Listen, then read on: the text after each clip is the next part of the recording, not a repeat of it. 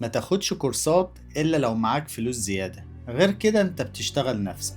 بص يا باشا، خليني اقولك بصراحة ان الكورسات رفاهية مش حاجة ضرورية، وانا مش بشجع اي حد انه ياخد كورسات، خصوصا لو انت داخل وفاكر انك انت هتطلع من الكورس من هنا وتاني يوم السما هتمطر عليك دولارات. طبعا ده مش تعليم، ده كله وهم. فلو انت لسه جديد في المجال، الكورس كل اللي هيعمله ان هو هيشرح لك البيزكس اللي هي اصلا موجودة على اليوتيوب. الفرق بس ان انت دفعت فلوس على الفاضي، كل ده عشان تحس ان انت بس بتتقدم زي الجيم بالظبط. كل التمارين موجودة على النت، بس انت عايز تدفع للمدرب عشان يقف وراك ويقولك عاش وجدع وجامد. خليك عارف ان انت بتدفع فلوس عشان بس تحس الاحساس ده، مش عشان تتعلم. او ساعات بتكون فاكر ان هو هيديلك سر هو مش موجود مع اي حد، وده طبعا كله في الاونطه. وخلي بالك ان دي اخطر حاجة انت ممكن تعملها لنفسك لو اتعودت ان على طول في حد لازم ياخد بايدك. فانت كده عمرك ما هتعرف تمشي لوحدك، وهتفضل من كورس لكورس او من مدرب لمدرب. فوفر فلوسك واصرفها على وقتك وتجاربك، دور وجرب واغلط وتعلم. هو ده التعليم بجد. واقفل يا عم الفيديو خد.